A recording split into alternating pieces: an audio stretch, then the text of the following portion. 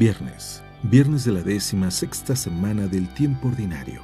Lectura del Santo Evangelio según San Mateo, capítulo 13, versículos del 18 al 23.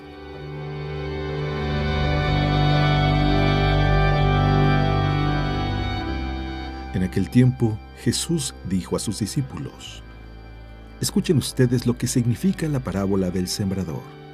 A todo hombre que oye la palabra del reino y no la entiende, le llega el diablo y le arrebata lo sembrado en su corazón. Esto es lo que significan los granos que cayeron a lo largo del camino. Los sembrados sobre terreno pedregoso significa el que oye la palabra y la acepta inmediatamente con alegría, pero como es inconstante, no la deja echar raíces y apenas le viene una tribulación o una persecución por causa de la palabra, sucumbe. Lo sembrado entre espinos representa a aquel que oye la palabra, pero las preocupaciones de la vida y la seducción de las riquezas la sofocan y queda sin fruto. En cambio, lo sembrado en tierra buena representa a quienes oyen la palabra, la entienden y dan fruto, unos el 100 por uno, otros el 60 y otros el 30.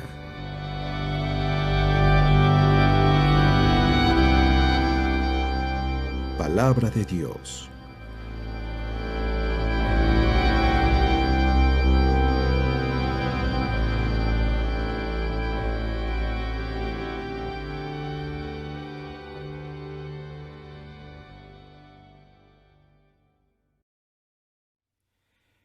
Muy buenos días.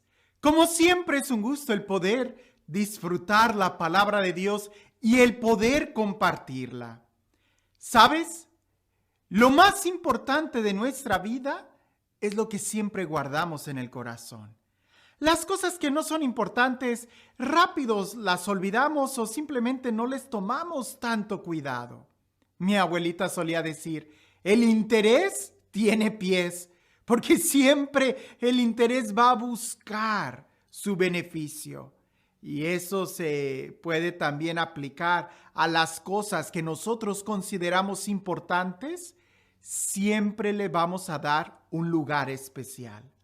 Las cosas que no son importantes rápidamente van a quedar en el olvido, rápidamente las vamos a perder o no vamos a encontrar el tiempo para poder hacerlas. Algo de eso habla el Evangelio el día de hoy. Y es una muy buena oportunidad para reflexionar qué tan importante es para nosotros el meditar la palabra de Dios. Sí, lo sé. Al menos tú siempre la escuchas, por lo menos en estos videos. Pero es más que eso. Porque no se trata de escucharla y guardarla en nuestros oídos o en nuestra mente, sino que llegue a nuestro corazón. Y en el Evangelio que vamos a escuchar, no se trata solamente de que llegue a nuestro corazón, sino que eche raíces y que transforme nuestra vida. A veces le echamos tanto la culpa a los predicadores, a veces le echamos tanto la culpa al sacerdote de que no predica la palabra de Dios o qué sé yo. Pero el día de hoy el Evangelio dice bien claro que no se trata de quién está predicándola, sino más bien de quién la está recibiendo.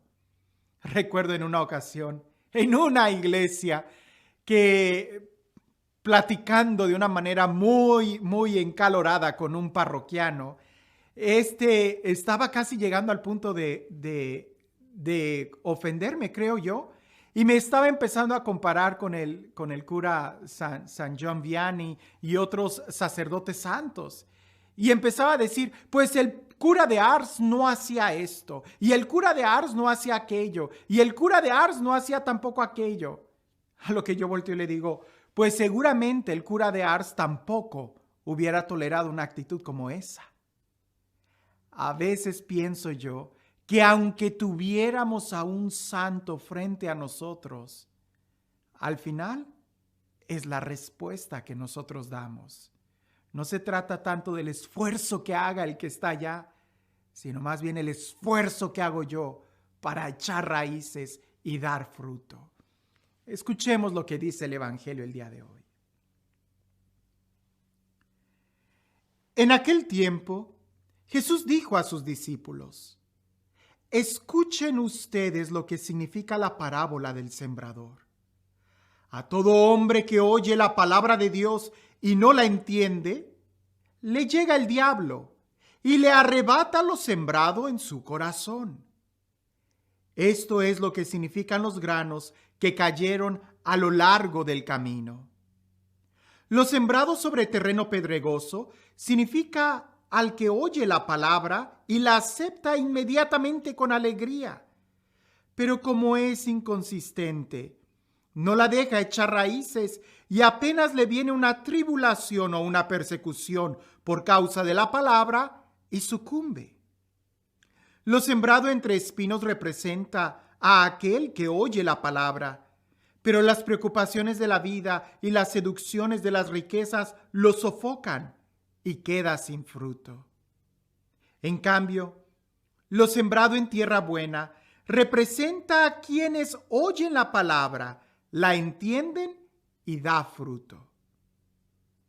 Unos el 100 por uno, otros el 60 y otros el 30. Qué interesante, porque aquí no se trata de que el sembrador no haya sido bueno. Aquí no se trata tampoco de poner en duda la semilla. Aquí más bien lo que está bien claro es la tierra a la que llega. La semilla es la palabra de Dios y no podemos nosotros criticar la palabra de Dios. No podemos decir que no es buena, que es difícil, que no. Cuando alguien me dice, es que no entiendo la palabra de Dios, pues esfuérzate. Porque la misma palabra nos dice que solamente los que se esfuerzan son los que van a poder entrar al reino de los cielos. Es que si tú quisieras leer un libro, una revista, un periódico o algo por el estilo, pues ahí no hay ningún esfuerzo. Está lleno de fotografías y colores y son historias llenas de aderezo. Pero leer la palabra de Dios, tiene que implicar un esfuerzo desde nuestro interior, porque a diferencia de cualquier otro conocimiento intelectual que pudiéramos tener, la palabra de Dios tiene que transformarse en una revelación. Y aunque te la expliquen de una y otra forma, tiene que llegar un momento en donde la palabra de Dios tiene que ser revelación, tiene que brotar desde nuestro interior.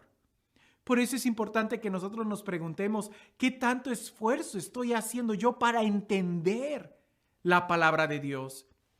Dice el texto que aquellos que no la entienden, llega el enemigo e inmediatamente la arrebata de su corazón. Por eso nosotros tenemos que hacer un esfuerzo. No se trata de que llegue a nuestra mente, ni que tampoco llegue a nuestro corazón, sino que eche raíces. Otro es el terreno pedregoso, que creo que quizás ahí está la mayoría. Digo la mayoría porque nos esforzamos por tratar de entender la palabra, por tratar de aplicarla, ya sé qué significa, ya entendí esto. Y a veces nos animamos mucho, como en un retiro, nos emocionamos al escuchar la palabra de Dios y quizás más de una ocasión hasta hemos llorado al escuchar y sentir la ternura del amor de Dios en su palabra, que es una carta de amor para cada uno de nosotros. Pero dice el texto que es como un terreno pedregoso. Y en otros textos dice que nuestro corazón a veces es una piedra dura. ¿Y cómo podemos saber si tenemos un corazón duro, un corazón de piedra? El texto que acabamos de leer dice, por ser inconsistentes. Porque muchas veces nosotros pensamos que tener un corazón de piedra es una persona dura, que no tiene sentimientos, que llora, que se resiste. Pues sí, definitivamente puede ser un corazón de piedra.